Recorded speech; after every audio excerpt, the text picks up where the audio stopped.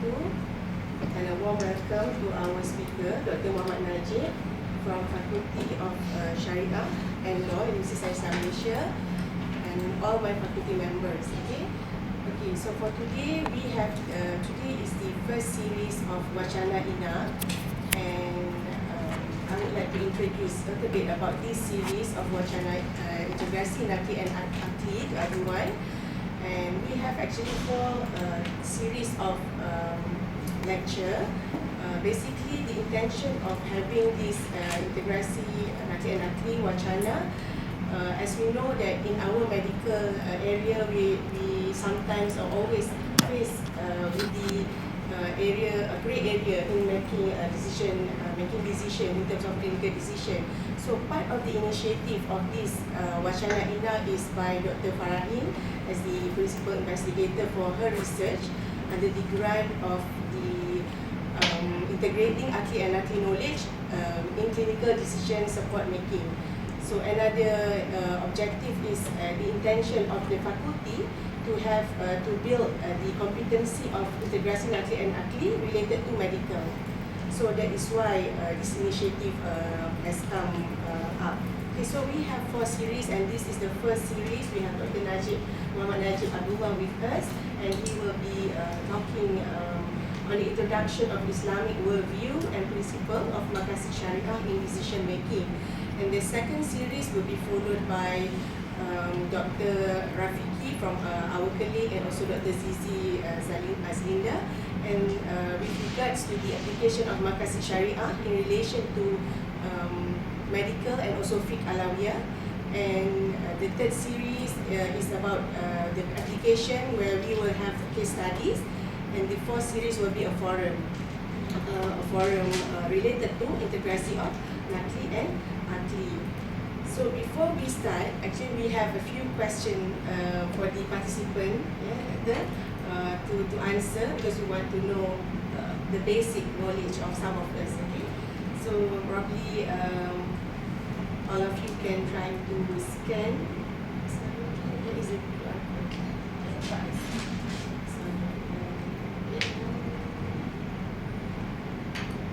Project the QR.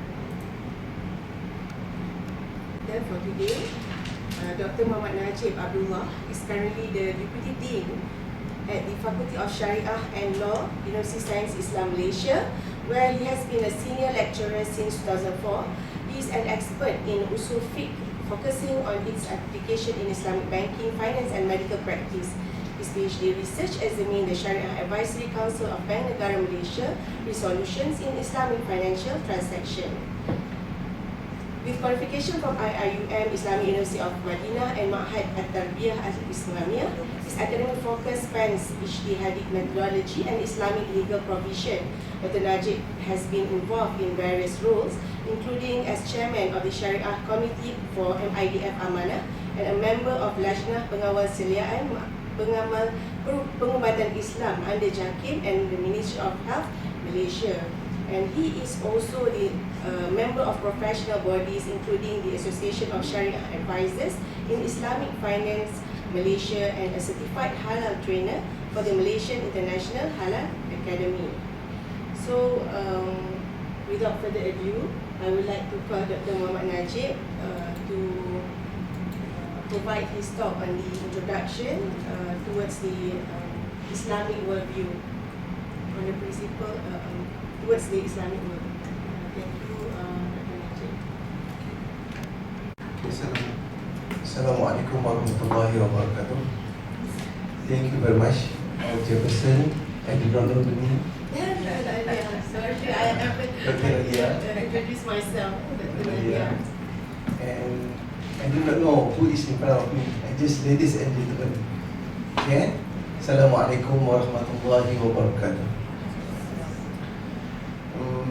First of all, first and foremost, I would like to express my gratitude and thankful for this opportunity for me to present these beautiful topics in front of all of you. Actually, I feel little bit of cringe inside my tummy, because I have to facing all the faces, I think academic faces here, and the topics that I have to present today is quite challenging for me. But I try to manage the time very well to deliver the subject for all of you, and to let all of you know what is the content of the subject.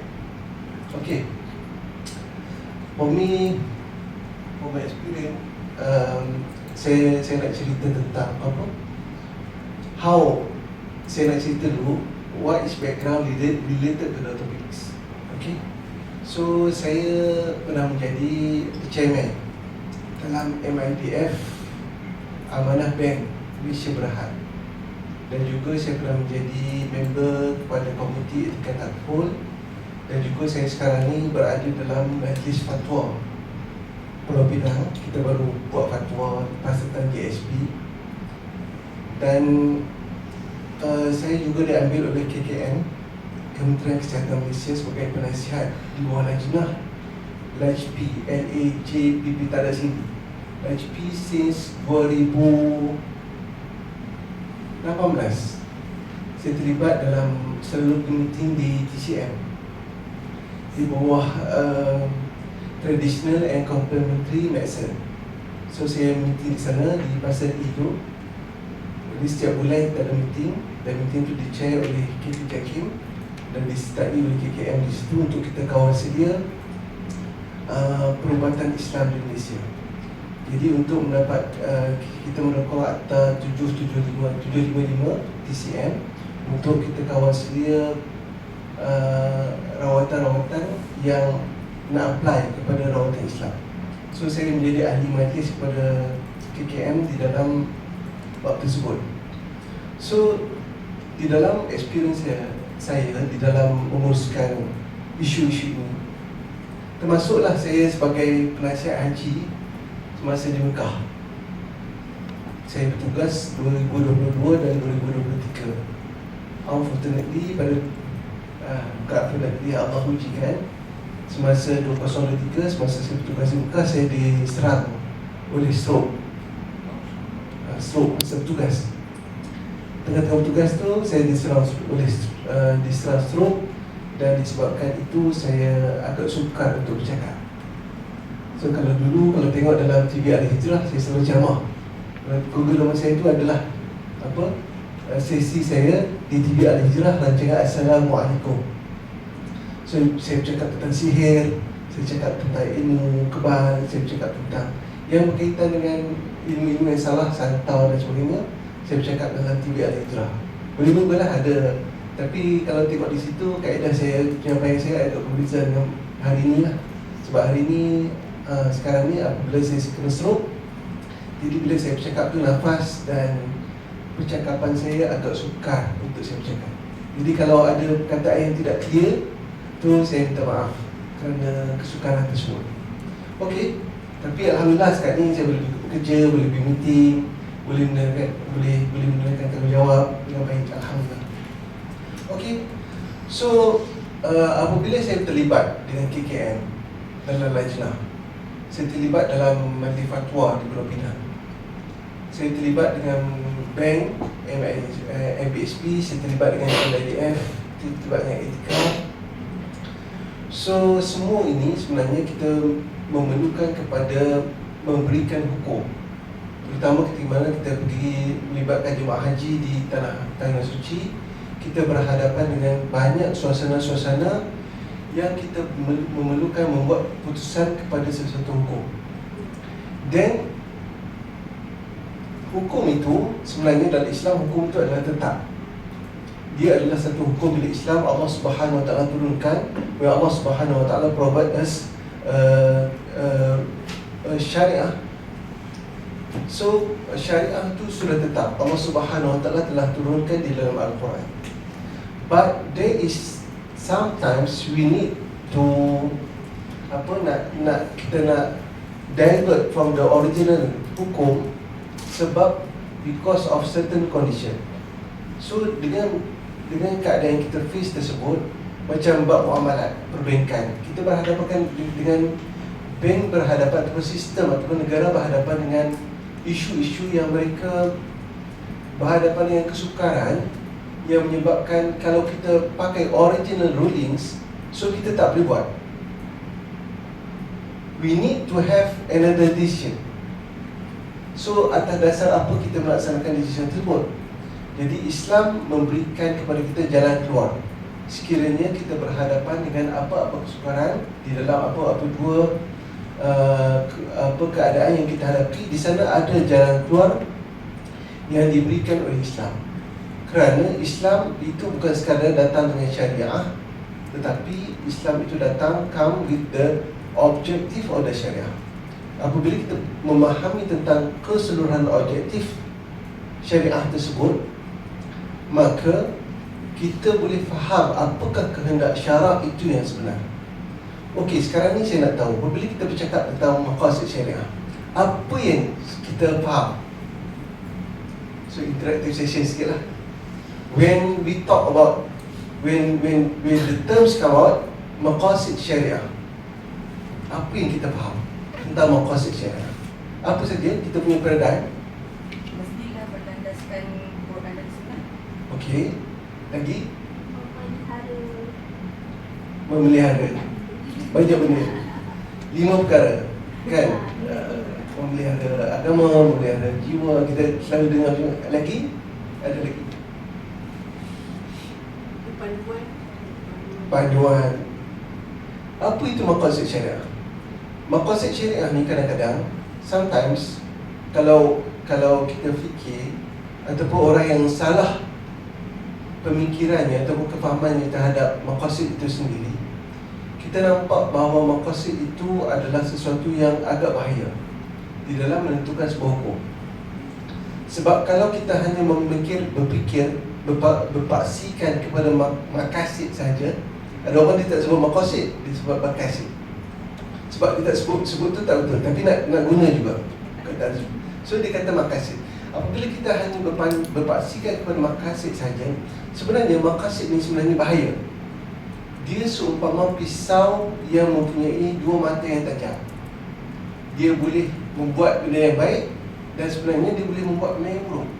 Sebab datanglah apa pun, kita boleh justify gunakan maqasid. Everything, datanglah apa pun. Sebab sesuatu benda tu, dia akan ada benda yang baik dan dia akan ada benda yang buruk. Contohnya zina. Walaupun zina tu adalah buruk dalam pandangan syariah, tetapi zina tu juga ada kebaikannya. Zina ada kebaikannya. Dia boleh release tension, dia boleh apa, dapatkan keseronokan tanpa komitmen. There are so many things yang boleh kita katakan benda tu sebagai, kalau orang nak justify benda tu baik untuk dia boleh justify. Arak fihi manafi'u linnas. Allah Subhanahu wa taala sendiri kata dalam arak tu ada kebaikan. Kan? So perkara-perkara ini perlu dinilai daripada kacamata yang betul. Kalau dinilai daripada kacamata yang salah, kita takut there is a misuse of abuse of using maqasid syariah untuk justify something. Sebab ia adalah satu benda yang mempunyai, sebab maqasid syariah ini dia bukan dalil. Dia cuma satu perspektif atau paradigm di dalam kita memahami satu konsep kebaikan yang dibawa oleh syariat. Dan konsep ini akan membolehkan seseorang itu berhujah dengan hujah syariah. Sejauh mana dia memahami konsep tersebut. Kalau dia memahami konsep itu ke arah keburukan, dia mungkin menggunakan konsep tersebut ke arah keburukan. Sebab kebanyakan manusia hanya apabila kita bercakap tentang maqasid syariah, dia cuma nampak bahawa maqasid syariah is only to preserve an-nafsu, menjaga nyawa, menjaga agama, menjaga nyawa, menjaga keturunan, menjaga harta dan juga menjaga akal dan juga menjaga harta. Dia nampak konsep itu pada 5 perkara tersebut. Dan 5 perkara ini memang sesuatu benda yang baik yang didatangkan oleh syariat. Tapi kita nak masuk lebih dalam pengertiannya, bahawa maqasid syariah itu bukan 5 ini saja. Tetapi 5 ini adalah daripada daruriyat al-khams yang didatangkan oleh agama. Nanti saya akan ceritakan. Tapi kita nak pergi lebih lanjut. Kita nak lihat lebih dalam apakah itu sebenarnya pengertian maqasidus syariah. Okey. So maqasid syariah bermaksud, saya mix dalam slide saya ni ada English, ada Arabic. Sebab sebelum ni saya ingat tarikh ni adalah 8 hari bulan. Jadi saya berebut buat slide ni siap 8 hari bulan before saya pergi bentang kepada Pegawai Negara. Jadi slide berebut-berebut tu saya pakai slide yang bahasa Melayu. Dan lepas tu saya dah tak terjemahkan dia dalam bahasa Inggeris. Okey. So maqasid syariah bermaksud matlamat ataupun tujuan Allah Subhanahu Wa Taala dan Rasulnya dalam menentukan sesuatu hukum.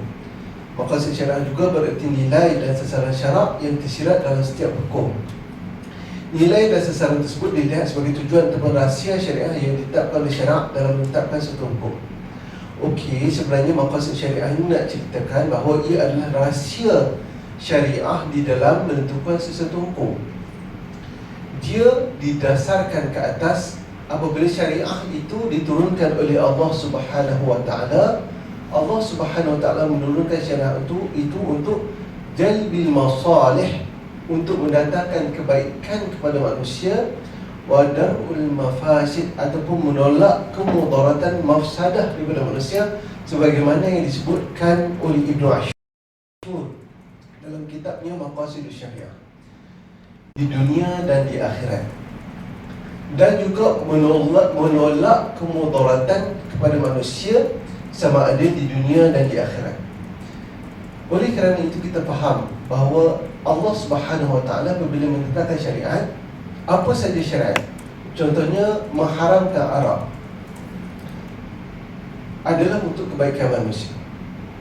Mengharamkan zina adalah untuk kebaikan manusia. Mengharamkan apa saja, memfardukan solat adalah untuk kebaikan manusia. Memberikan semua urusan-urusan itu mempunyai hukum. Contohnya urusan jual beli, tak boleh ada riba, tak boleh ada gharar, tak boleh ada penipuan, tak boleh ada maisir, tak boleh ada perjudian dan sebagainya. Itu semuanya itu intention daripada syariat, daripada Allah Subhanahu Wa Taala adalah untuk memberikan kebaikan kepada manusia, dan kebaikan itu adalah kebaikan yang diiktiraf oleh syariat. Jadi maqasid syariah adalah tasawur sebenar kenapa Allah Subhanahu Wa Taala datangkan sesuatu hukum syariah.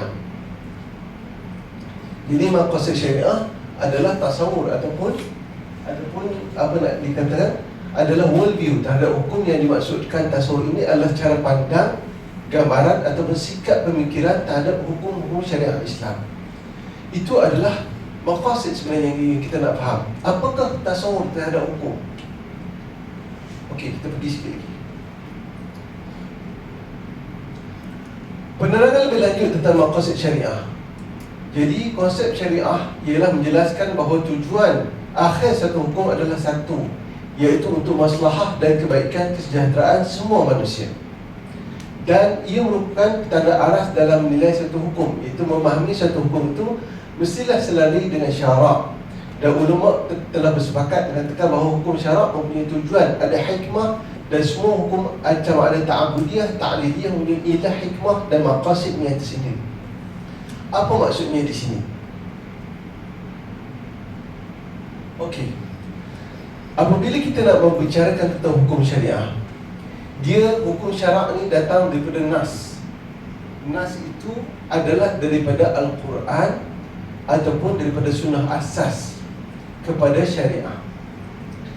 Daripada Al-Quran, dia ada lafaz Al-Quran, dia ada ayat Al-Quran, dia ada hukum daripada ayat Al-Quran. Jadi untuk kita faham maqasid yang kecil daripada ini, daripada hukum, kita perlu tengok apakah objektif daripada sesuatu lafaz ayat tersebut. Bila Allah sebut hurrima, diharamkan, wa iza halaltum fastadu, bila kamu telah selesai berihram, fastadu, pergilah berburu. So perkataan fastadu, pergilah berburu, kita kena faham apa maksud daripada apa pengertian makna objektif daripada lafaz. Kemudian kita kena faham juga apa objektif daripada ayat. Bila Allah Subhanahu Wa Taala kata hurrimat alaikum ummahatukum, diharamkan kepada kamu ibu-ibu kamu. Adakah sama dengan ayat yang mengatakan bahawa hurrimat alaikumul maitatu wad-damu wa lahmul khinzir, diharamkan kepada kamu bangkai, diharamkan kepada kamu bangkai, darah dan juga babi. Adakah pengharaman babi sama dengan pengharaman lemak? Sedangkan menggunakan perkataan yang sama, hurimat alaikumul maitatu. Satu najis dan yang kedua adalah ummahat. Boleh faham tak maksud saya? Dia mempunyai pengertian dan objektif yang berbeza, iaitu objektif pengharaman ibu tidak sama dengan objektif pengharaman daging babi. Kerana objektif pengharaman ibu adalah untuk mengharamkan kita menikahi ibu ataupun adik-beradik daripada ibu. Kerana kalau buat begitu, dia akan mendatangkan mafsadah kepada suatu masyarakat. Sedangkan objektif kepada pengharaman babi ataupun bangkai adalah berkaitan dengan sesuatu yang berkaitan dengan kesihatan manusia, kebaikan sesuatu makanan yang diambil oleh manusia. Dan Allah nak kita makan perkara-perkara yang baik. Kulu min tayyibati ma razaqnakum, makanlah perkara-perkara yang baik yang kami berikan kepada-mu. Jadi lafaz Al-Quran itu ada maknanya. Lafaz Al-Quran itu ada maknanya. Ayat Al-Quran itu ada makna dan juga objektifnya. Dan juga hukum itu sendiri. Bila disebut tentang hukum syariah itu sendiri ada objektif dan juga ketentuan hukumnya. Contohnya, hukum riba. Kenapakah Allah Subhanahu Wa Taala mengharamkan riba? Kita kena faham, mesti ada. Takkan Allah Subhanahu Wa Taala fardukan satu hukum tapi tidak ada apa-apa objektif daripada hukum yang difardukan oleh Allah Subhanahu Wa Taala. Bila Allah kata diharamkan riba, kenapa? Kenapa Allah haramkan riba? Allah haramkan riba jual beli. Contohnya emas dengan emas, mestilah sama, mestilah dibuat transaction itu lani, jumlahnya kena sama, 20 dinar, 20 dinar. Transaction itu berlaku lani sekarang, tidak boleh besok. Kenapa ada hukum tersebut? Adakah orang mengkaji kenapa Allah Subhanahu Wa Taala haramkan? Kenapa riba itu diharamkan? Kenapa apa lagi? Semualah pengharaman riba, gharar. Kenapa gharar itu diharamkan? Jadi kita faham bahawa setiap pengharaman yang diharamkan oleh Allah Subhanahu Wa Taala itu tentu ada tujuan, ada objektif daripada pengharaman tersebut. Jadi lafaz ada objektifnya, ayat ada objektifnya, dan hukum ada objektifnya. Dan objektif ini sama ada ta'abudiyah ataupun ta'liliyah. Apa perkataan itu? Apa maksudnya? Ada perkara di dalam Al-Quran yang kita boleh rasionalkan, dan ada perkara di dalam Al-Quran yang kita tidak boleh rasionalkan, tapi kita menerima dia sebagai satu syariah. Itulah perkataan yang saya maksudkan tentang ta'abudiyah ataupun ta'liliyah ini. Sesuatu yang boleh difikirkan adalah ta'liliyah. Kita boleh fikir, kenapa Allah haramkan? Kenapa arak diharamkan? Kerana dia boleh memabukkan. Boleh fikir. Ada perkara yang kita tak boleh fikir. Kenapa tawaf itu 7 kali di Kaabah? Ada orang boleh fikir rasional? Adakah Al-Quran menerangkan kenapakah rasional di sebalik hukum tersebut? Tidak ada. Tapi kalau dalam kita berhadapan dengan hukum ta'abudi ini, kita terima hukum tersebut dan kita tak mempersoalkan kenapa Allah Subhanahu Wa Taala turunkan hukum tersebut, apa objektif, kenapa Allah suruh kita tawaf Kaabah 7 kali. Ada tak orang persoalkan? Kenapa solat maghrib 3 kali? Apa rasionalnya? Tak ada orang persoalkan. Tetapi akidah kita mengatakan bahawa walaupun kita tidak boleh akalkan hukum tersebut, tapi pastinya ada hikmah yang Allah tahu di sisi Allah Subhanahu Wa Taala. Kenapa Allah fardukan sesuatu hukum tersebut? Solat maghrib 3 rakaat, bukan 4 rakaat. Sebab mustahil Allah Subhanahu Wa Taala melaksanakan sesuatu hukum itu secara sia-sia. Okey, kita pergi kepada paradigm. Ini paradigma. Selalu kalau pergi kos, motivasi kos kan, dia akan pergi Gamani. Gamani kita akan nampak, sekali pandang dia boleh nampak seorang perempuan muda, illusion. Dan sekali nampak lagi dia boleh nampak orang tua. Apakah kaitannya dengan paradigm? Tak nampak?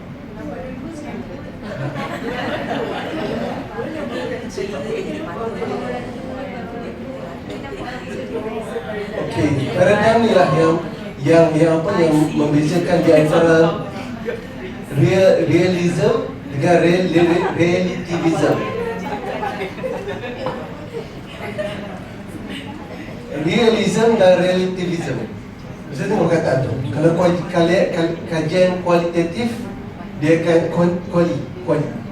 kuali dia akan tengok satu paradigm tu berdasarkan realism dan juga relative. Realism. Relatif. Kalau realism ni relativism. Kalau relativism ni dia relatif. Kalau realism ni dia kebenaran itu adalah satu saja. Okey. Dalam kita memandang wajah ini, paradigm, ada orang dia nampak first kali dia tengok, dia nampak perempuan tua. Kemudian kalau dia tengok dengan angle mata yang lain, dia akan nampak akan ada seorang perempuan muda di situ menggantikan perempuan tua. Sebenarnya gambar ni adalah gambar perempuan muda. Dia perempuan tua.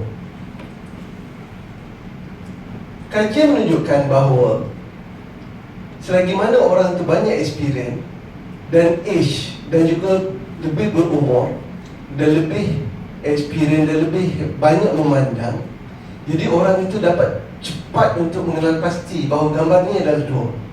Dia cepat boleh beza. Sebab age itu mempengaruhi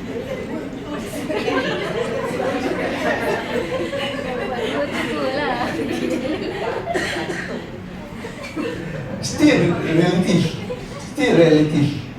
Okey. Adakah gambar ni gambar perempuan muda atau perempuan tua? Bergantung pada mana yang kita tengok. Okey.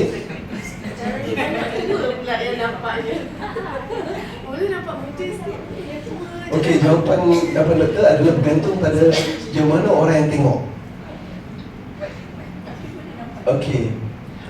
Pernah tak kita tanya? Kita perlu tanya tak pelukis ni? Dilukis tu dia lukis orang tua ke muda?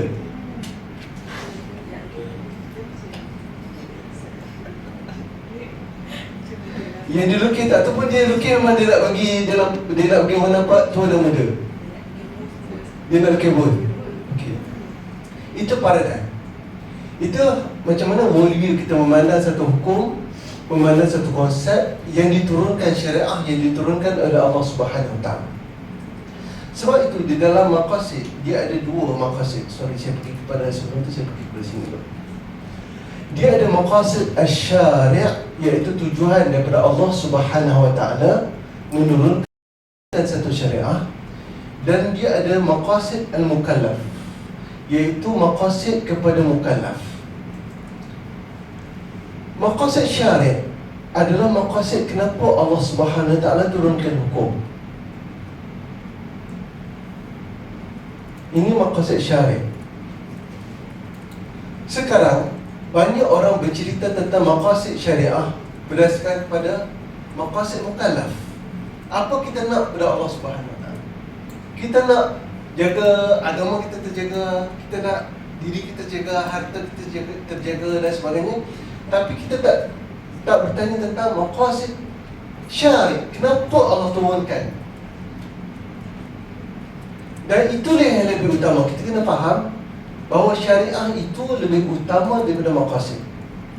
Sebab yang bahayanya sekarang ni adalah orang pergi tengok kepada impact, tetapi orang tidak tengok kepada syariah.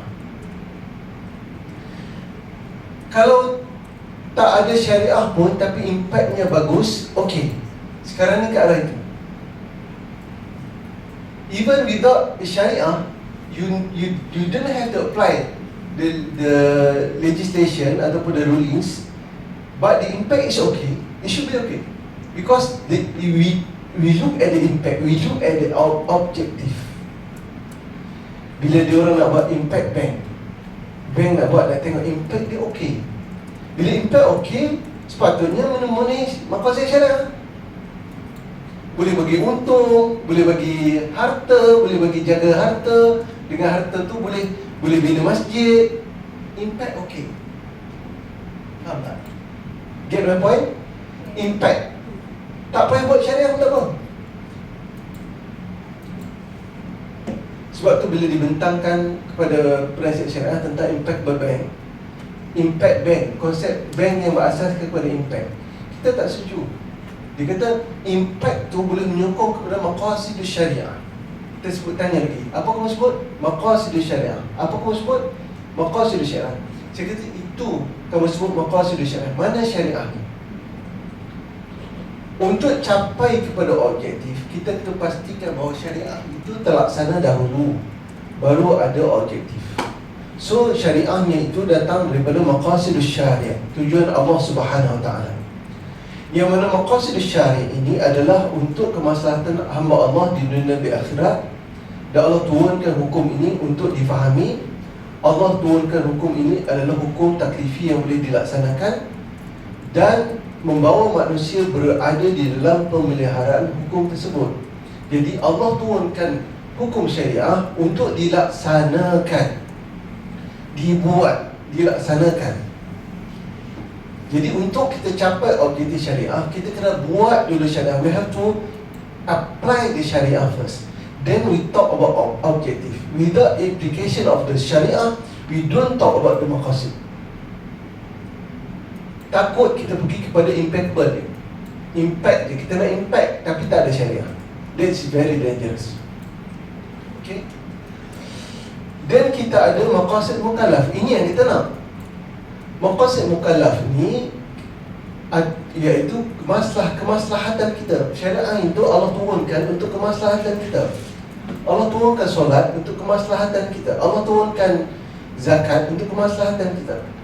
Kalau solat yang dibuat itu boleh membawa kepada kemudaratan, maka kita kena fikir sesuatu benda untuk menghalang kemudaratan tersebut. Kerana opposite kepada kemudarat, maslahah adalah mudarat. Contohnya, orang nak pergi haji, mereka nak pergi menunaikan ibadah haji di Mekah. Jadi on the way mereka nak buat solat di atas kapal terbang. Tapi orang-orang Melayu dan dia melibatkan semua orang, makcik dan sebagainya, okey, kampung-kampung. So sangat susah untuk kita ajar mereka mengambil wuduk dengan menjimatkan air. Faham kan? Solat itu baik, Allah turunkan untuk kebaikan semua manusia. Jadi makcik-makcik ni nak pergi haji, nak pergi buat ibadat, nak semayang, tak mau tinggal semayang. So nak solat atas kapal terbang, sebenarnya boleh tak solat atas kapal terbang menggunakan tayamum? Boleh. Boleh tak nak solat atas kapal terbang menggunakan air wuduk? Boleh. Boleh wuduk lah. Tapi kebarangkalian kemudaratan itu amat besar untuk aircraft, iaitu apabila overuse of the water menyebabkan kegagalan sistem kapal terbang tersebut, failures. Dan failure itu akan mendatangkan kemudaratan. Jadi walaupun solat itu baik, tetapi di sana ada perkara-perkara yang boleh mendatangkan kemudaratan. Jadi kita di peringkat bahagian Bina Haji, kita buat satu keputusan. Keputusan kita adalah semua orang tak payah solat atas kapal terbang. Dan solat itu boleh ditunaikan hanya solat menghormati waktu sahaja. Kalau dah ada wuduk, okey. Kalau tak ada wuduk, solat menghormati waktu saja. Tak perlu pergi tandas sebelum wuduk. Tak ada wuduk pun solat. Nanti turun di sana, sebagai Muhammad turun di sana, nanti qada solat tersebut. Boleh je kita nak bagi fatwa bawa debu. Boleh je kita nak bagi fatwa pakai air sikit, siapa yang tahu. Tapi kita lebih mengambil pandangan sadduz zari'ah. Itu kaedah di dalam maqasid syariah. Itu kita menutup lubang yang boleh mendatangkan kemudaratan al-amah, darurat secara umum, supaya tidak ada orang yang dalam nak buat solat, mereka ada orang yang meninggal kerana kebanyakan dan sebagainya. So itulah kita akan melihat di sudut daruriyat, hajat dan tahsiniyat. Di sinilah sebenarnya perbahasan dari sudut keperluan kepada mukallaf. Dan di darurat inilah yang ada lima keperluan di daruriyat ini. Di daruriyat ini, di sinilah sebenarnya yang ada hifzuddin, hifzun nafs, hifzul al-mal, hifzul al-nasab wa hifzul al-aqal. Di sini dekat A ni Islam datang dalam daruriyat ni, dia nak memelihara 5 daruriyat saja. Tapi sebenarnya bukan 5. Dia ada ulama yang tambah, ada 7, ada 8. Tapi kita kebanyakannya kita pakai 5. Kemudian kita kena juga tengok dari sudut keperluan hajiat. Dan kita juga perlu melihat dari sudut keperluan tahsiniyat. Okey, saya rasa saya takut saya lambat, nanti tak sempat nak habis. Okey, dari sudut penggunaan fatwa, pengalaman saya di fatwa.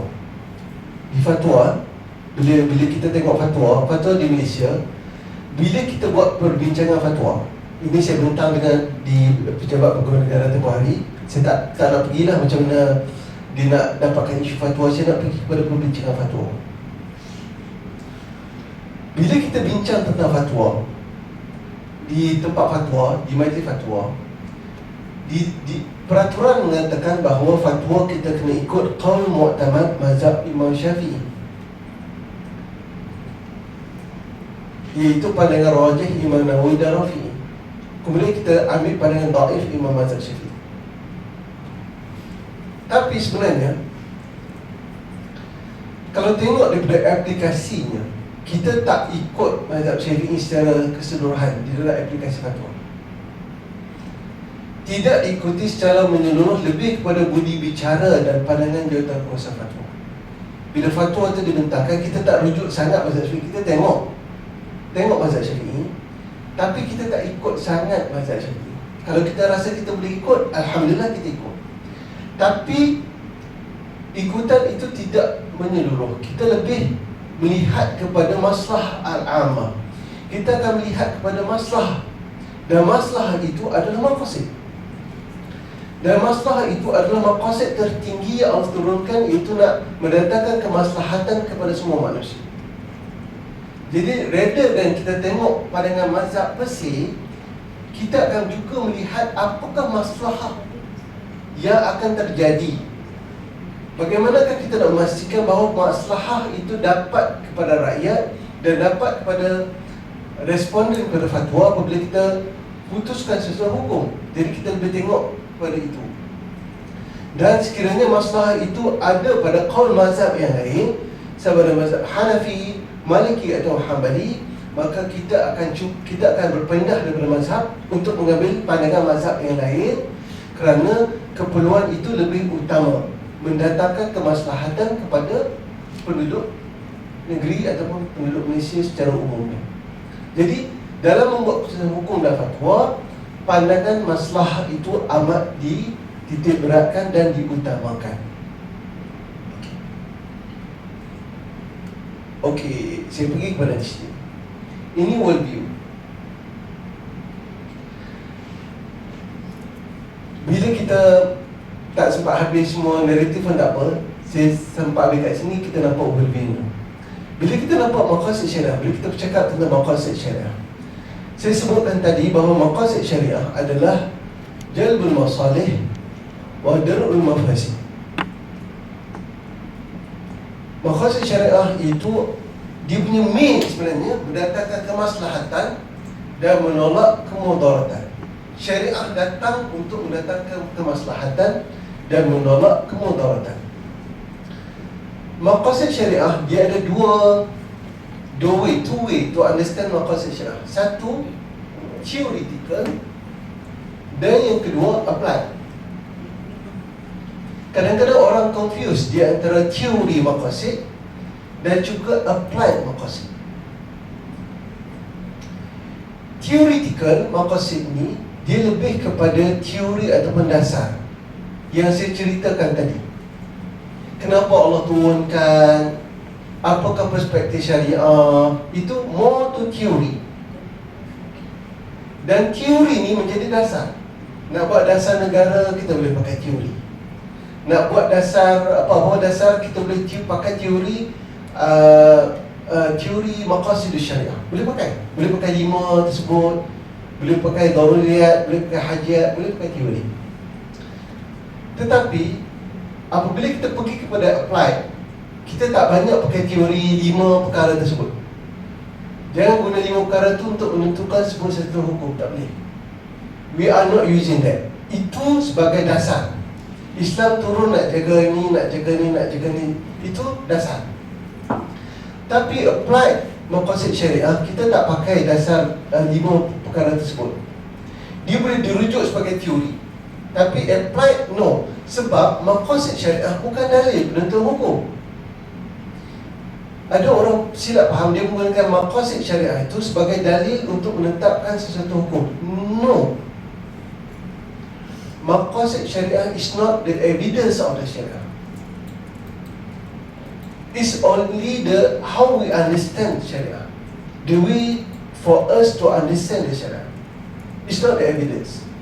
Untuk penetapan satu rules syariah ruling, it should be based only on evidence. Jangan bina hukum atas maqasid, tak boleh, salah. Sebab maqasid bukan evidence of syara'. Evidence of syara' adalah Al-Quran dan Sunnah dan juga dalil-dalil. Now saya nak tanya, we are talking about maqasid syariah. What is maqasid? What is syariah and what is fiqh? Kita pernah dengarkan apa itu syariah, syariah dan juga fiqh. Now saya nak tanya, paradigm. Apakah syariah dan apakah fiqh? Saya dah penat. Bagi orang cakap lah.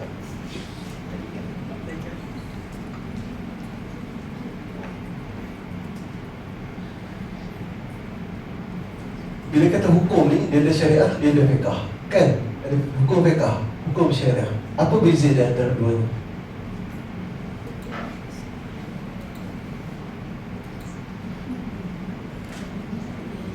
Kalau hukum syariah tu dia macam dia memang satu ada evidence dia from the Quran Sunnah dan companions kalau tu kan. Macam fiqh tu dia macam dia adalah hukum yang dikeluarkan berdasarkan kita punya kehidupan sehari. Contohnya dalam ibadah dan perkara lain yang berkaitan dengan hidup manusia. Application, understanding, application of the first. Sawa is correct, but there is a things that more deeper to understood. Okay, syariah is divine. Syariah cannot be changed. Syariah is divine because it's come from Allah Subhanahu Wa Taala Almighty. Syariah is divine, tak boleh tukar. Tidak ada ayat Quran yang boleh ditukar. Jadi asas pada syariah itu adalah wahyu. Al-Quran, Sunnah itu adalah merupakan wahyu dan juga companions, iaitu pandangan-pandangan sahabat Nabi SAW itu bukan wahyu, tapi dia dikira sebagai satu yang kuat untuk menyokong pandangan Al-Quran dan Sunnah. Jadi syariah itu divine, whereas faith is open to the discussion, interpretations of the divine values. Fahmul adillah, Fiqh itu datang how you understand the dalil, the evidence from Quran and Sunnah, and how you understand the dalil to apply to your real reality. And from that, from fiqh, they come mazhab fiqh. Mazhab Syafi'i, Hanafi, Hanbali, Maliki. They are all imam that try to understand what is the real meaning of the Quran. Mereka nak faham apakah makna Quran tersebut. Satu, nak faham makna, faham nusus. Yang kedua, macam mana mereka nak apply to their own societies. Sebab tu berbeza pandangan Imam Abu Hanifah, fiqh Imam Abu Hanifah dengan fiqh Maliki. Dengan Syafi'i berbeza sebab mereka try to understand the divine text tu, mereka nak faham dan mereka buat keputusan untuk apply that thing on their societies, in their realities. Okay? Dan lahirnya kaedah-kaedah usul fiqh dan juga kaedah-kaedah fiqh, kaedah kawan-kawan fiqhiyah yang membantu mereka, maxims dan membantu mereka untuk membuat sesuatu hukum. Ini yang duduk di sini. Ada usul fiqh, usul adillah. Kita tetap refer kepada mereka sebab kita memerlukan panduan how we are dealing with the text of the divine text. Kita perlu merujuk kepada mereka mazhab fiqh ni sebab kita nak tengok how they apply, how they understanding and how they apply the evidence text in their reality. Tapi for us to apply the same things to our own reality, some can be applied, but kadang-kadang some things need to be changed. Dan tak apa, sebab itu adalah faham. Dia adalah fiqh, dia adalah kefahaman manusia. Dan tidak adil dan tidak mempunyai maqasid sebenarnya sekiranya kita apply satu rules yang ditulis 1400 tahun yang dulu pada realiti kita. Dan itu tidak adil dan itu tidak akan dapat mencapai objektif yang sebenar. Dan mungkin akan bawa kepada kesukaran sedangkan Islam turun untuk mencapaikan masalah itu secara optimal. Can you get my idea? Jadi kita kena faham maqasid itu dan kita kena faham kenapa ulama meletakkan sesuatu hukum based on their understanding, but not to apply the same sometimes to our own reality, because our reality is different right now. Tak sama lagi. So we need ulama that look into the reality and apply the Al-Quran and Sunnah, and dia guidance ni kita nak apply to our own. Tapi tak lari, tak keluar. Tapi maqasid ataupun tujuan tersebut tetap kita nak capai maqasid yang sebenar. Kenapa Allah Subhanahu Wa Taala fardukan sesuatu hukum yang Allah turunkan. Okey. Dan kita memerlukan kepada ijtihad. For that things we need ijtihad. Dan ijtihad ini merujuk kembali, when we see ijtihad, dia merujuk kembali kepada usul fiqh. Dia juga merujuk kepada fiqh, dia akan merujuk kepada mazhab fiqh. Dia pergi ke sini. Dia mesti rujuk juga kepada usul fiqh, usul adillah, qawaid. Dia akan merujuk juga kepada mazhab. Tapi kita memerlukan kepada ijtihad dalam realiti semasa kita. Dan ijtihad yang kita bentuk sepatutnya ijtihad jama'i. Is a collective ijtihad. Sekarang ni kita di Malaysia ataupun di peringkat dunia, kita tak pakai individual ijtihad anymore. Sebab untuk individual ijtihad, we need somebody that dia betul-betul boleh knowledgeable dan competent enough in everything. Dia tahu itu, dia tahu untuk didapatkan satu hukum. Macam Imam Syafi'i, dia tahu tentang perubatan, dia tahu everything, but it's very impossible for us to get. And now we are practicing ijtihadul jama'i. We are practicing collective ijtihad. Then we combine not only ulama to perform ijtihad, also the professionals, doctors, because sometimes nanti some other things yang tak boleh berpada dengan nas saja. We need to know what is the exact what is the real, what is the conceptual of the things. Apa konteksnya? Kita perlu faham. Dan tu kita memerlukan kedua profesional that really know about their expertise. Jadi kita pakai ijtihad jama'i. Di sini kita tak perlukan saja ulama, tapi kita perlukan semua orang. Rather than ijtihad fardhi. Daripada inilah dia akan keluar fatwa. Fatwa itu adalah penjelasan hukum. Dan dia still subjected to khilaf. Mesti ada perselisihan pendapat. Tapi perselisihan pendapat ini dapat dikurangkan sekiranya kita membuat satu keputusan hukum itu berdasarkan kepada ijtihad secara kolektif.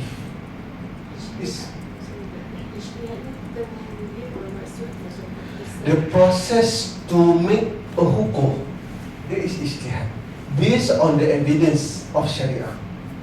Kita ada evidence of syariah, Quran Sunnah. So we need ijtihad to make the hukum based on the evidence. Okay, to do ijtihad we need usul fiqh, we need the mazhab fiqh. Then we can ijtihad to our own. But now we are using ijtihad jama'i.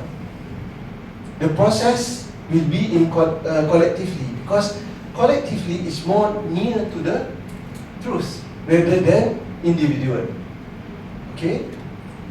Then come fatwa kolektif and fatwa individual. Selalunya fatwa individual ni kadang-kadang selalu kacau.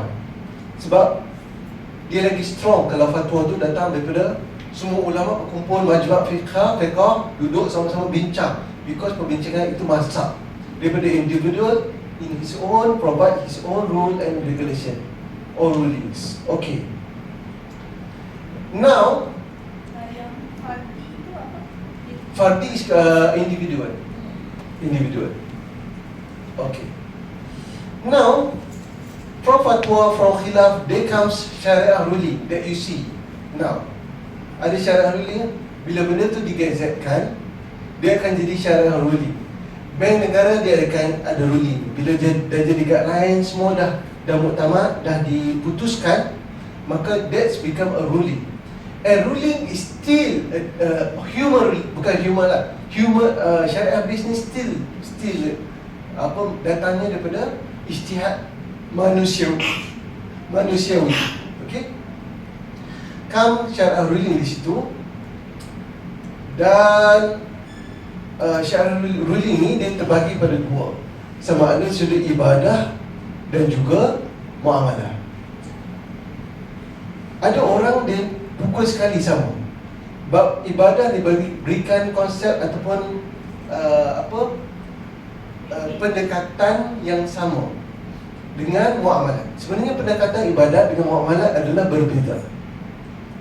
Sebab ibadah itu asasnya adalah haram kecuali ada dalil yang membenarkannya. Tak boleh buat apa-apa ibadat, tak boleh kecuali ada dalil. Itu asasnya. Perbincangannya itu panjang lagi, kalau nak ni keempat dah. Okey. Ibadat itu asasnya haram kecuali ada dalil yang bagi boleh. Muamalah maqasidnya sebab manusia nak bermuamalah. Jadi Islam nak manusia itu supaya boleh bermuamalah dengan manusia lain, pelbagai agama dan sebagainya. Asas kepada muamalah adalah benda itu asalnya adalah dibolehkan dahulu, kecuali sekiranya ada dalil yang tak boleh. Okey. Ini last, pergi kepada apply. Bila kita ada syariah rulings, kita ada ijtihad dan sebagainya, kita dah keluarkan rulings, dah ada PD policy document, dah ada keputusan fatwa dan sebagainya, dah ada hukum di situ. But sometimes kita tak boleh ikut rules hukum tu, tak boleh nak ikut. Why? Sebab kita berhadapan dengan situasi yang lain daripada situasi yang sebenar. dia ikut the real ataupun the basis of hukum tu. Contohnya, katalah kita katakan bahawa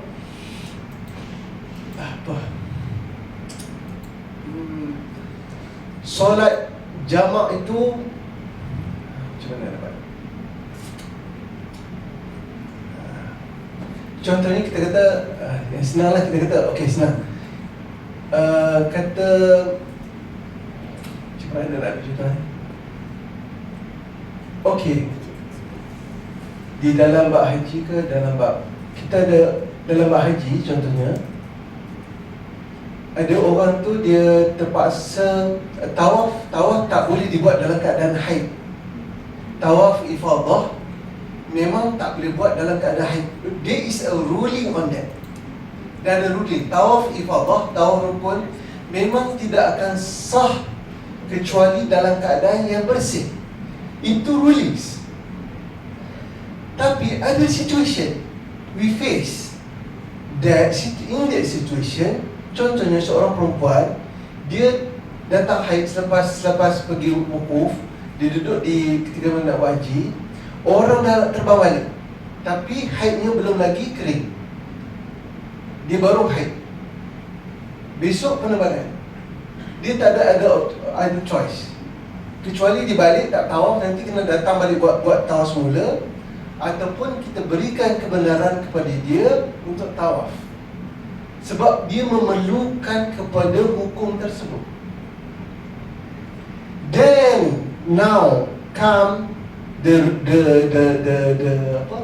need of maqasid syariah di situ, applied maqasid, because kita nak berikan exception, kita nak berikan satu kelonggaran yang lain apabila orang tu berhadapan dengan kesukaran.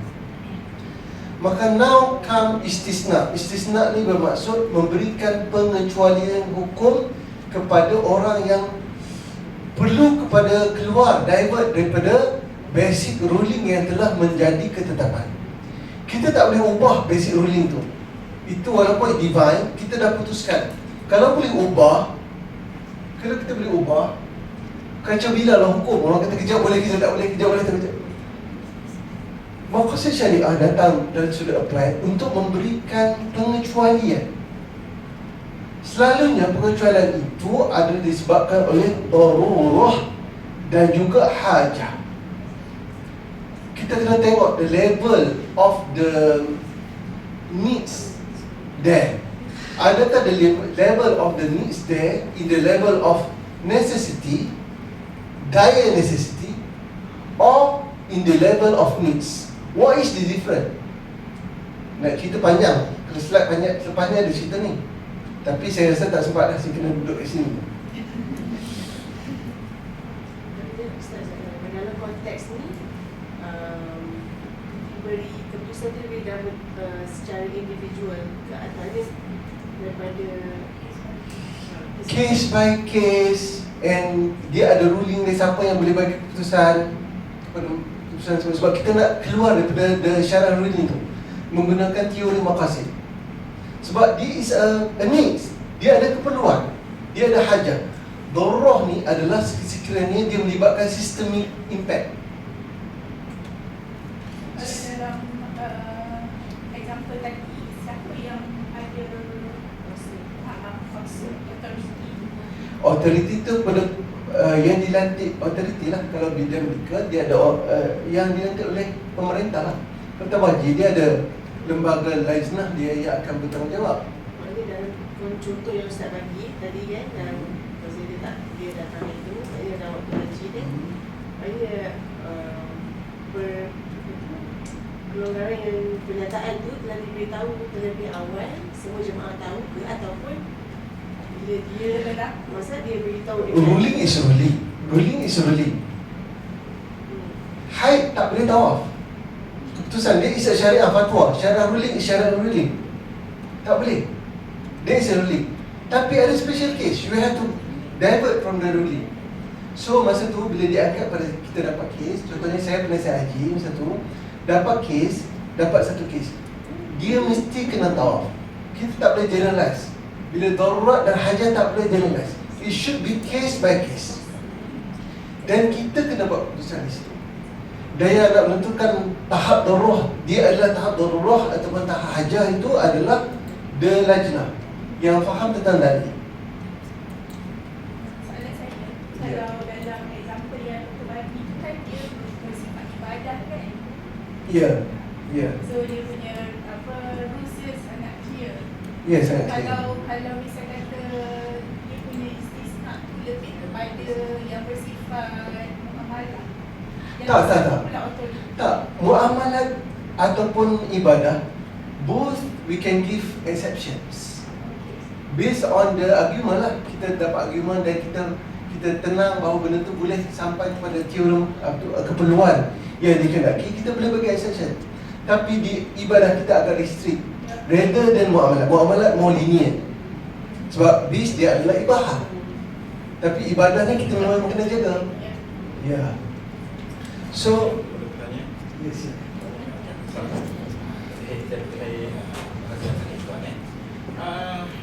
Alhamdulillah, Ustaz dah jelaskan lah ya. Cuma ada satu saya yang kurang bersetuju, atau saya nak bagi komen lah ya. Boleh ya? Untuk buat tadi katakan untuk seorang wanita ya, mengerjakan haji, untuk tawaf last tawaf, dia betul-betulan dapat period. Kita memang dah dalam syariah clear, tak boleh buat tawaf bila ada period. Kenapa kita tak straight? Memang tak payah tawaf pun untuk yang tawaf akhir tu. Bila memang dia ada rezeki yang dia datang balik, pasal kena explain dengan jemaah haji. Haji itu sebenarnya wukuf di Arafah, hari itu sahaja. So kenapa kita nak lenient? Kenapa kita nak melunakkan sesuatu hukum meskipun untuk maslahat? Itu pertanyaan saya nombor satu. Okey, sekejap. Saya jawab dulu. Okey, keputusan bagi orang tawaf itu adalah kita suruh dia tawaf dalam keadaan haid. Saya faham. Maknanya kita tahu, kita mengambil kira bahawasanya jemaah ni nak balik ke tanah air. Tak ada kesempatan di kemudian hari. Tapi kenapa kita tak terangkan kepada jemaah bahawasanya jangan risau, meskipun tawaf tu dia tak laksanakan atau di kemudian hari dia ada rezeki, still lagi dia sebenarnya dah Tak, dia tak ada haji. Sebab tawaf ifadah tu adalah tawaf rukun. Selagi mana dia tak tawaf, haji dia tak akan sempurna. bila memang kita tahu sesuatu itu memang tak sempurna, kenapa kita tak cari satu kaedah yang melibatkan doktor kat sana untuk stop pada haji atau arrange memang susah. Satu benda yang susah untuk suatu benda masalahatan kita akan melihat secara big lah, global. Tapi tadi saya kata case by case, kita tengok bukan semua jemaah akan datang haid. Bila kita tengok percentage, berapa banyaklah yang jemaah yang datang haid. Kenapa kita ubah suatu hukum berdasarkan 5% atau 10% sahaja? Tak, untuk istisna ni kita buat by case ya. Kita tak boleh generalize. Hukum darurat tak boleh generalize. So tapi kita ada satu keputusan, iaitu kalau kita nak bagi contohnya wanita tersebut datang, kita perlu buat keputusan dia seorang je. Kita perlu buat keputusan untuk dia dibenarkan tawaf dalam keadaan haid berdasarkan mazhab Hanafi. Kita akan pakai mazhab Syafi'i tak boleh, tapi mazhab Hanafi boleh. So kita akan keluar daripada rule yang kita dah buat, syariah ruling yang ada. Kita berikan keputusan bahawa dia boleh tawaf dalam keadaan haid, tapi dikehendaki membayar seekor kambing dan hajinya itu sempurna, tawafnya itu kita kirakan sebagai sah sebab dia ada hajah, bukan darurat. Dia ada hajah. Kalau kita tak benarkan, dia kena balik, nanti dia kena spend dia ada money untuk. Tapi itu case by case. Kalau kita boleh stopkan darah, dia boleh tawaf dalam keadaan yang darah dia terhenti, settle lah. Kalau contohnya kita boleh arrange flight kepada dia, so dia tak boleh ambil hukum. Hukum tu hanya diberikan ketika mana tak ada jalan lain untuk dia keluar. Jadi kita akan bagi keputusan kepada dia boleh tawaf di situ, di Kaabah, dalam keadaan dia haid, dengan mengambil kira pandangan mazhab yang lain. Sebab itu lebih menepati masalah yang diperlukan. Untuk yang itu saya setuju. Tapi terkadang orang awam dia hanya dengar satu potong tadi. Oh, bila haid dikenakan dia akan different interpretation. Dia akan berbeza pandangan. Betul. Sebab tu kita cuma bagi kepada special Christian, dia kena pergi kepada lajnah, dia kena dapat surat, dia saja boleh buat, tak boleh orang lain. That's how it work lah. So nak menggunakan darurah dan hajah ni, dia kita tak boleh bagi simplify seperti macam tu. Kita kena tahu, determine, kita kena tahu what is the level. Level ni darurah ke hajah. Hajah ni hajah type 1 ke hajah type 2, hajah khasah ke hajah ammah. Semua tu panjang lagi nak cerita darurah tu macam mana apa. Kalau nak tengok saya kertas kerja haji saya buat satu kertas kerja untuk muzakarah haji yang lepas, tajuknya darurah dan hajah, garis panduan darurah dan hajah dalam ibadat haji. So di situ kita dah bagikan garis panduan bila kita nak gunakan darurah dan bila kita nak gunakan hajah. Secara umumnya darurah ni adalah sekiranya dia melibatkan sistem impact. Kalau dalam kesihatan tu dia boleh menjejaskan sistem tubuh badan. So benda tu darurah. Hajah pula sekiranya dia hanya melibatkan kesukaran kepada seseorang. Kalau orang tu sakit perut, dia kata dia nak berbuka puasa kerana sakit perut. So kita nak tengok level sakit perut tu di tahap mana. Kalau sakitnya tu boleh buat sistem impact kepada sistem dia, maka dia berada di level darurah. Kalau benda tu dia cuma sakit sampai dia tak pernah bangun saja, tapi tak ada sistem impact, dia akan berada di tahap hajah.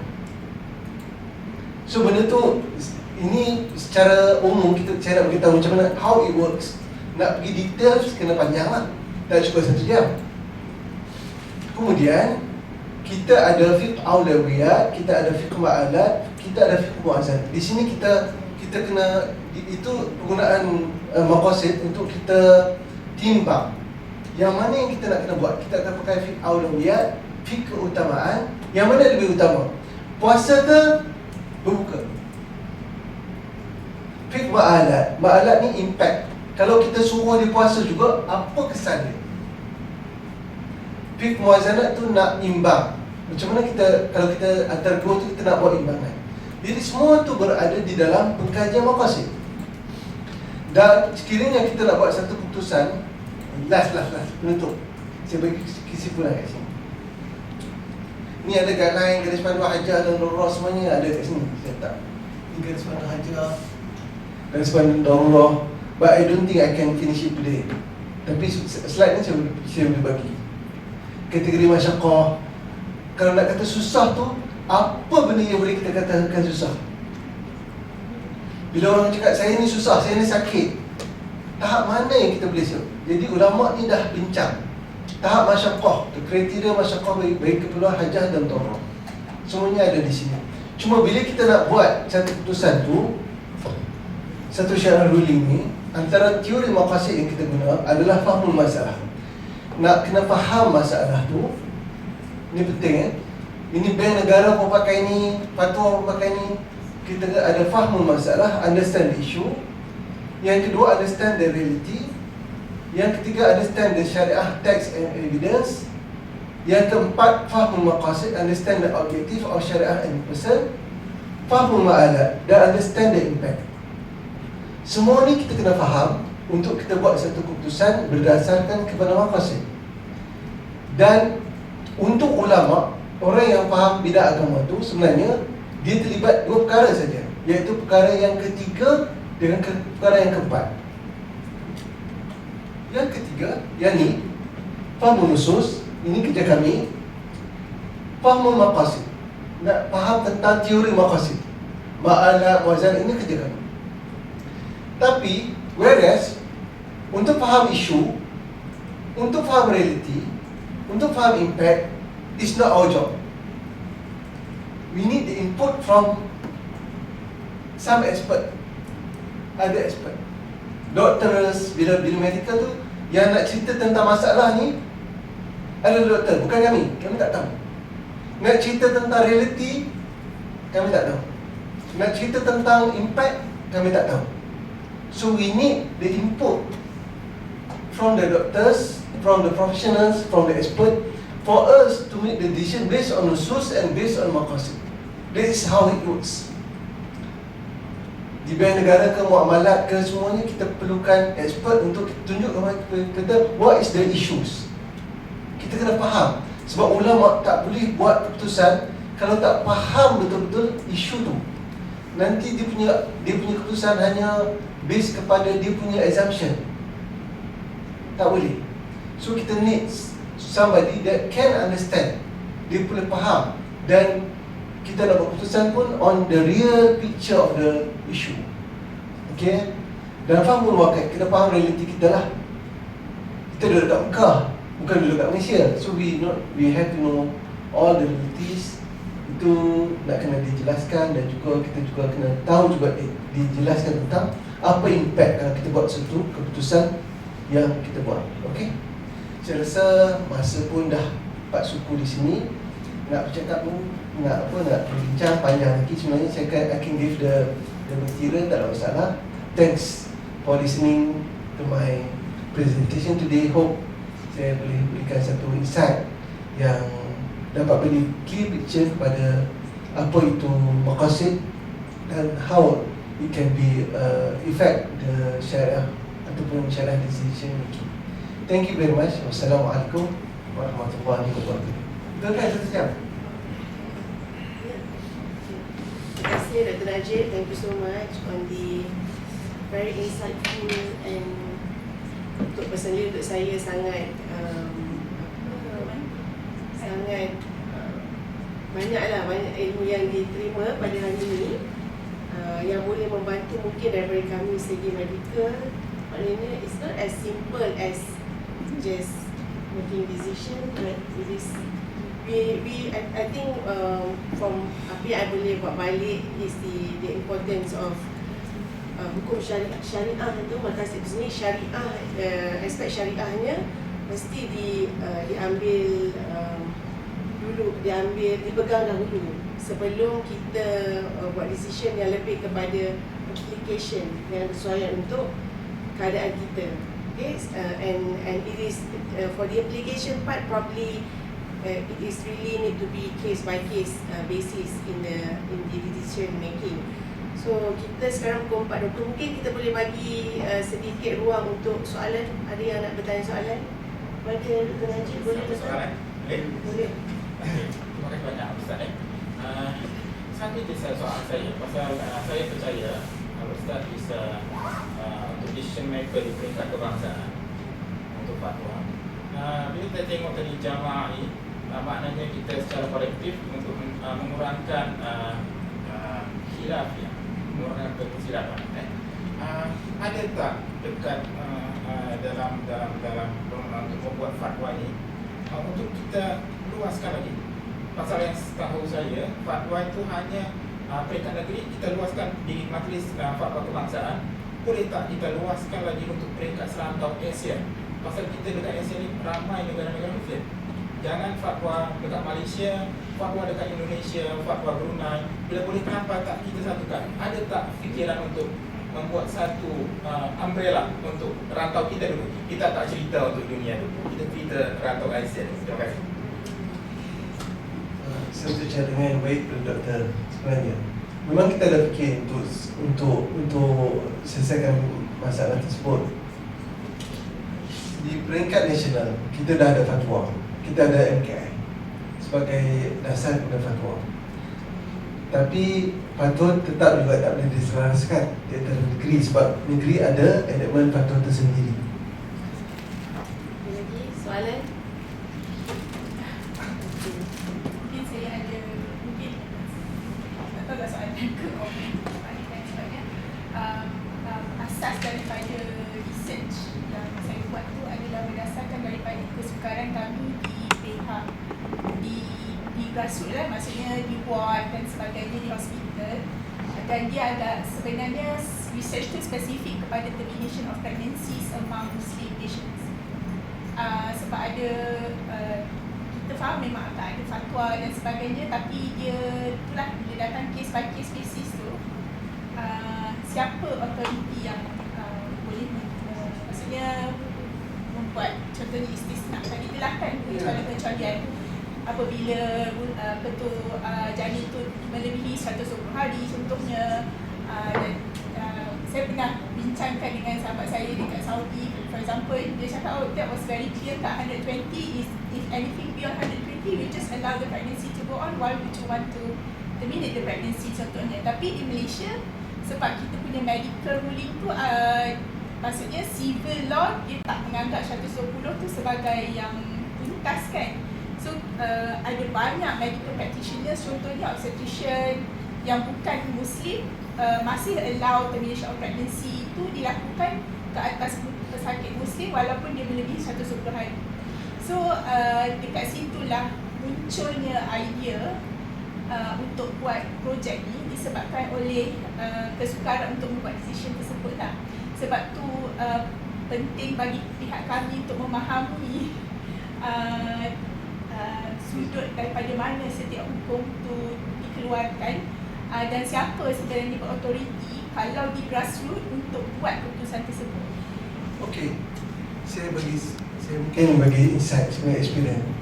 Kalau fatwa muamalat dalam bab perbankan kebanyakannya centralized. Kita boleh pakai satu ruling yang sama bagi setiap bank. How it's happen? Tapi hukum lain tak boleh. Okey. Contoh, hukum riba, hukum guna produk-produk perbankan tu kita boleh centralize. Bank kalau tengok, oh ini tak boleh. Sebab apa? Di bank negara dia ada satu SAC, Syariah Advisory Council. Di bank ada Syariah Council di bank. Syariah Council di bank mesti abide dengan rules and regulation by SAC, centralized.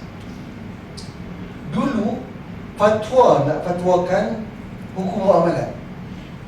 Tapi orang di muamalat, orang di fatwa, mereka tak faham praktis muamalat betul kat bank. Jadi tengok fatwa berbeza antara satu negara dengan satu negeri dengan satu negeri yang lain. Ada negeri kata haram, ada negeri kata tak haram. Berbeza. Tapi when come to centralized, bank negara SAC buat, jadi semua fatwa tu centralized. Sekarang ni fatwa muamalat hanyalah dikeluarkan oleh bank negara. Fatwa negeri boleh keluar tapi tak pakai, mahkamah tak pakai. Yang pakai mahkamah akan pakai yang SAC bank negara sahaja. So benda tu lebih kontrol. Isu lain, isu agama tak boleh. Dan saya rasakan bahawa fatwa perubatan juga perlu ada satu council. Kalau kami di TCM kita ada satu lajnah pengawas sedaan untuk kita tengok isu-isu berkaitan Islam dalam TCM.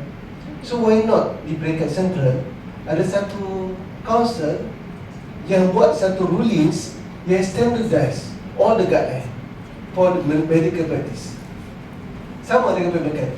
Tak naklah fatwa tu di negeri yang putuskan tentang hukum perubatan. Sepatutnya hukum perubatan tu ditentukan di peringkat Kementerian Kesihatan. Macam mana hukum muamalat ditentukan di bawah bank negara. Jadi barulah benda tu ada satu guideline yang lebih kukuh dan ampuh. That is my insight lah on that.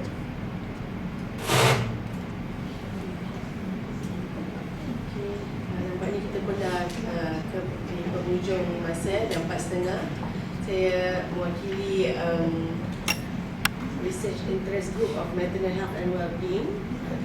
Ini mengucapkan terima kasih kepada Dr. Muhammad Najib dan juga semua partisipan yang hadir untuk bersama-sama mendengar berkenaan dengan prinsip prinsip makasih syariah dalam decision making.